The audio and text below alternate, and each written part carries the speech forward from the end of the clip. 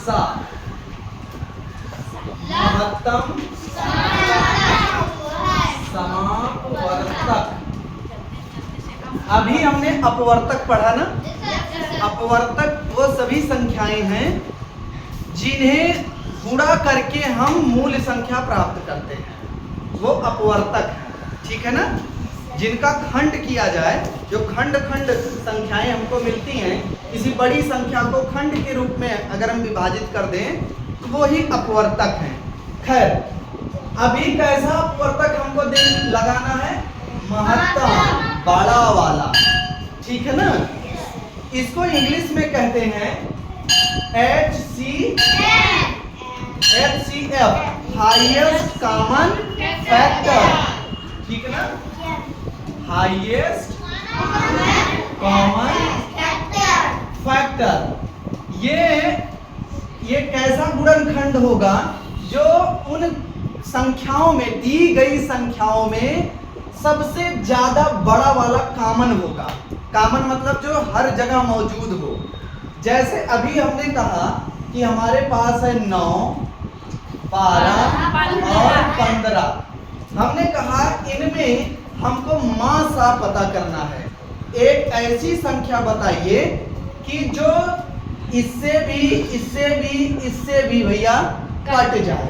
ठीक है ना।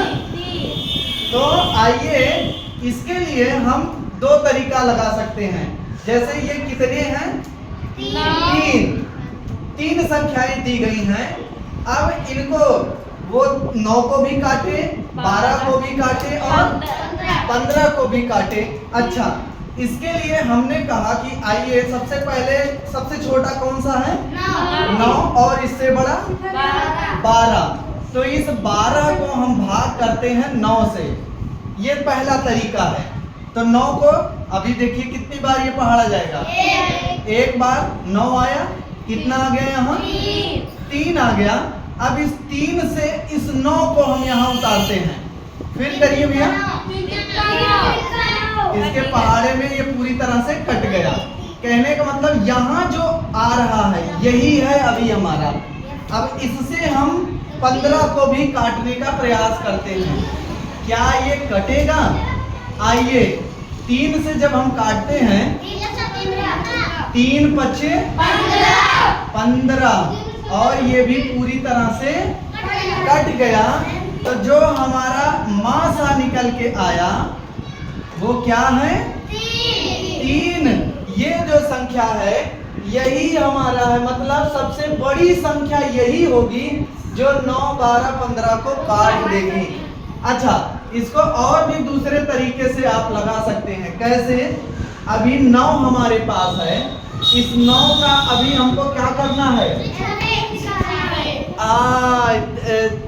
अगर हम ट्री मेथड से इसका अभाज्य गुणनखंड अगर कर दें तो देखिए 2 से कटेगा? नहीं, 3 से 3 तिया कट गया ना। अब यही आया। चलो ठीक है, 12 बचा। इसको भी जरा भैया काटो। 2 से कटेगा? 2 छक 12 और ये 2 तिया 6 और कौन सा है? 15। ये 2 से कटेगा? नहीं, 3 से कटेगा। 3 और 5 से। तो 9 को हम कैसे लिख सकते हैं? 3 गुणा 3। 12 को कैसे लिख सकते हैं? 2 गुणे 2 गुणे 3। और 15 को कैसे लिख सकते हैं? 3 गुणा 5। अब इसमें हमें देखना है कि इसके गुणनखंड में, इसके गुणनखंड में और इसके गुणनखंड में कौन सी ऐसी संख्या है जो तीनों जगह मौजूद है। देखिए 1 3 यहाँ पर है। ठीक है ना। 1 3 हमारा यहाँ पर है, यहाँ पर। ठीक, 1 3 यहाँ पर भी है और 1 3 हमको यहाँ पर भी मिल गया है। ठीक है। अच्छा, और ज्यादा मान लीजिए खुदन खासा यहाँ गुणे 2 भी होता, यहाँ देखिए 2 है और यहाँ भी 2 होता, तो हम क्या करते? इसको भी जो कॉमन हो रहा है इस सभी को हम निकाल लेते हैं, जो कॉमन हो रहा है। ध्यान रखना, जो इसके भी गुणनखंड में हो, इसके भी हो और इसके भी हो, ठीक है ना। तो अच्छा, अब यहाँ जितने गुणनखंड होते हैं उन्हें हम आपस में गुणा कर लेते हैं, लेकिन यहाँ तो अकेला यही बचा था ना।